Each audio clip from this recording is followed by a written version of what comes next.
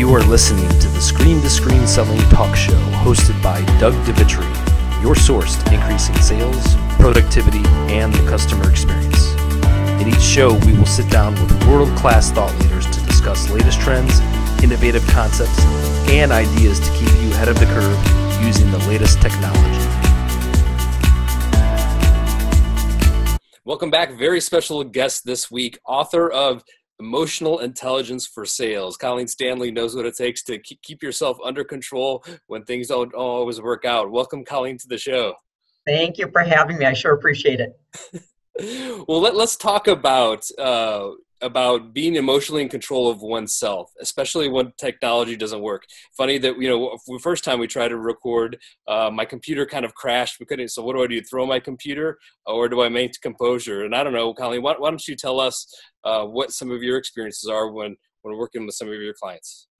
Well, let's be perfectly clear. Just because I wrote a book on emotional intelligence for sales success doesn't mean I achieve it every day, okay? That would be the disclaimer. But, I think one of the big things is when you study emotional intelligence, the core foundational skill is actually emotional self-awareness. And emotional self-awareness is recognizing when a trigger shows up, i.e. technology. And often we can go into a fight or flight response, and you really can't prevent that, like when technology blows up on you. But what you can do is short circuit it. And I'll share with you, the number one thing is increase your consciousness of it. And that comes with quiet time, reflection. What's the reason I overreacted today? And then once you increase that consciousness, really and truly, it's taking a big breath and getting oxygen back to the brain. So when people say breathe, there's a reason for it. There's a neuroscience behind it. Yeah, no kidding. And especially in an environment where, traditional sales was done face-to-face or, even now and still using the phone, when you start to add more of the technology, such as the video conference, the video has to be right, the audio has to be right, maybe the internet connection isn't as fast as you want. And really, how do you position that when working with a customer so that not only do you, assume responsibility for the meeting, but also kind of coach them to make sure that they're going to be okay and kind of making it all work together? Right.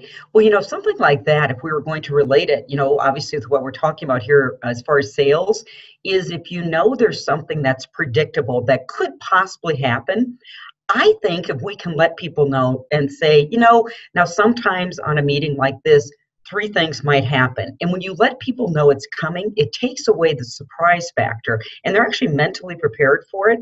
And some people avoid bringing up potential roadblocks or objections because they're afraid it'll sound negative or, gosh, my technology isn't good. Actually, I think it puts you in a better position because the person on the other end is mentally ready for it. So I'm always, if there's 3 things, say, hey, this might happen. It may not, but if it does, here's our steps to fix it. Yeah, and can you give us maybe some examples of some of those responses that maybe you might coach somebody working with? Sure. And I'm actually going to go back to my former world where I was in manufacturing and distribution.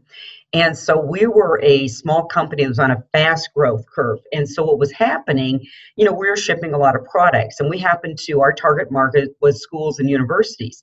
So invariably, I learned that sometimes when the product shipped in the summer, it did not go to the address that was designated. Instead, it went to the bus shelter or some odd place. So I would talk about this with my customer and say, now here's what's going to happen. Yeah. It's going to ship in July. The whole school is shut down. So check these 3 places before you call me. And they were like, oh. So as crazy as that was, they actually just went and checked the 3 places, located the package, and they weren't upset or anything. And most of the time it prevented a call to me and customer service. So it might sound like a crazy example, but I was about preempting it versus dealing with the aftermath. Yeah, because what would be the cost of something like that would go wrong? I don't know. Well, first of all, you've got something you almost can't put a cost to, and the client experience, right? So they're sitting there and no one told them that the package, just due to the business they're in, i.e. education, high schools close down in the summers, right? So all of a sudden they're going into fight or flight. There's some angst going on that could have been prevented. So number one, that client experience, so you're creating a fan or an advocate, right? Probably not. And then the second thing, by tying up the customer service person, they could have a FedEx or UPS tracking number, and they're saying, no, it's there. And so you've got that payroll, and then you've got the reps payroll once they move past the customer service. So really, I found it just to be tremendous. I also found that even helping people walk through some things that I always saw, let's say with accounting. And again, we were in manufacturing and distribution. Yeah. How you return an item. Now, this was before all the cool online services we have, but I really took the time to do that. So, and I bet that is my goofy phone, which I never keep up because my husband's having surgery tomorrow. So sorry about that. I'm usually the biggest. Calm down. It's going to be. I can't believe I have a phone going on during an interview. And I wish we had time to talk about all the different mistakes that I've made with technology, and some that I can control and some that I can't control.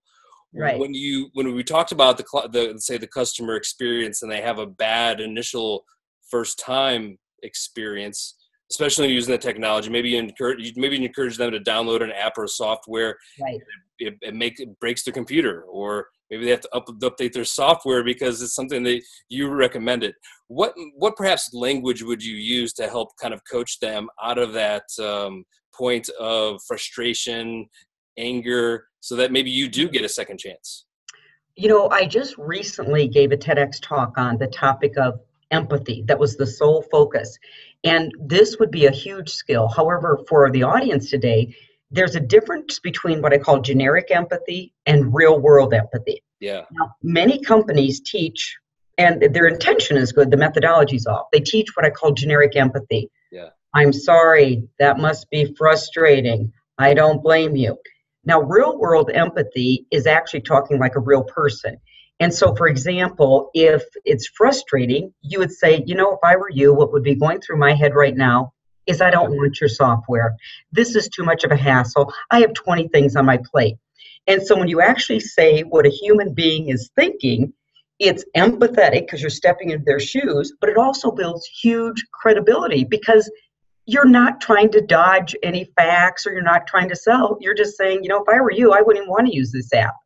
And at that point, they kind of diffuse and they go, okay, I calm down. This person gets me. And when people get you, they will continue engaging in conversation. Yeah, they'll probably be more sympathetic to maybe some of the mistakes you make if you really kind of care about them and are really in tune specifically what they're talking about, right? Right, absolutely. But it's real world empathy rather than generic textbook empathy. Huge difference out there, and it's a topic that often gets confused. Yeah, that's very good. And let's say, now that we've added the video component to just selling over the phone, typically over the phone, you would listen for verbal cues to understand when a customer might be frustrated. Now that we have the camera where I can see you, you can see me. What would be some signals that you might want to maybe listen a little bit deeper or recognize some of the issues that they might be going through? I think it's important to listen to what's said. I pick up more on what's not said. And often it's what's not said. It's in sales, we would call it the elephant in the room. It's that dynamic that's going on that you absolutely sense it. We are people of energy. You've got the mirror neurons going on that I can get that you're not getting this or liking it. So often it's what's not being said that we need to have the confidence and, frankly, courage to speak up and address it. That would also be assertiveness. And then the second thing, it's pauses, watching the eyes, and really it's their whole emotional expression, as we call it in the EI world, because you can gather a lot because people cannot control the blink. If there's something that really hits them a little bit odd or confused, if you are paying close attention, you will catch it. But number two, you need to have the assertiveness, the empathy, and emotional self-awareness to bring it up in a nice way.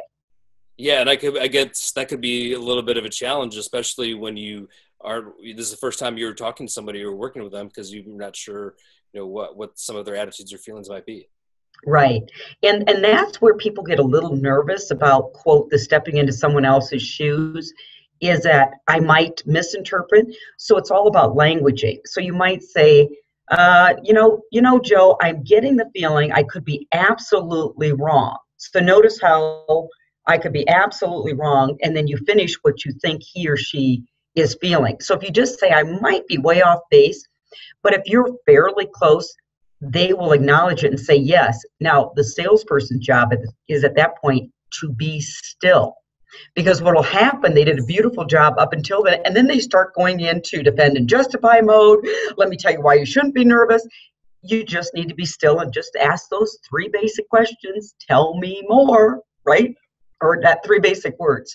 So I've seen a lot of people do the empathy thing or reading people, and then the minute the person speaks up, they just jump on them like a sumo wrestler, and then the conversation moves from elevation to deflation. Yeah, so if you're listening to someone and then you jump on them, it really probably doesn't show that you're actually listening. It's probably listening with, that one thing to then dive in, right? Yes, it's like a good friend of mine that when we go out for our walks on Saturday morning and she wants to share something, she will say, I'm going to share something and I don't want your advice. Right?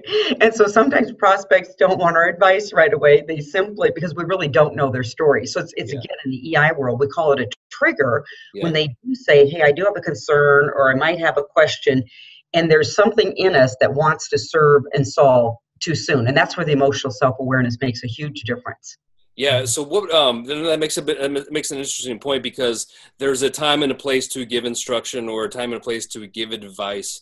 And especially if you're meeting somebody the first time, you really have a lot of barriers to start to break down. Sure. What would you say would be that point that you've demonstrated that empathy, that specific empathy that you talk about, that you can start to really share ideas, solutions that might be beneficial to the other person? Well, I think that's a great question. And I think what it is when somebody states something as we need, I want to, we should, and they actually, let's say, just take something basic. We need to elevate our service level to our clients, and maybe your product can help with that. They've just stated information. You have no evidence that they actually need to or what it looks like. So often I think we've got to use our critical thinking skills and reality testing skills. I just heard information, but I really have no evidence around what that looks, sounds like, and frankly, how committed they are to providing that. So it's really getting their story. No, that's really good. And, we talk about all the different technology and all these tactics and selling and things like that, but without the emotional intelligence factor, it all just becomes a show, right? What would be one final tip you would recommend everyone to really not just empathize and listen, but really be control over the process for their customers? Well, I would say make a decision to get very masterful. And I know that just sounds like a yawn. But if you think about it, when you are masterful, you show up to a meeting well prepared. You're not waiting for your next ninja move. Oh, what's the cool question I should ask? You know your business and your customers so well. And I would also, we've been talking a lot about EQ. Neither one of us is advocating hard selling skills aren't important. It's just when you're diagnosing your sales challenges, like if you're not getting to where you want to go, is it a hard selling skill? Is it an emotional intelligence selling skill? It's usually a combination of both. So it doesn't have to be an either or. Well, Colleen, I really appreciate you sharing your tips and advice with everyone on the show. Recommend everyone go out and get her book, and we'll put a link to it at the very end. So thank you again for participating, Colleen. Thank you for having me. You are listening to the Screen to Screen Selling Talk Show, hosted by Doug DeVitri, your source to increasing sales, productivity, and the customer experience. In each show, we will sit down with world-class thought leaders to discuss latest trends, innovative concepts, and ideas to keep you ahead of the curve using the latest technology.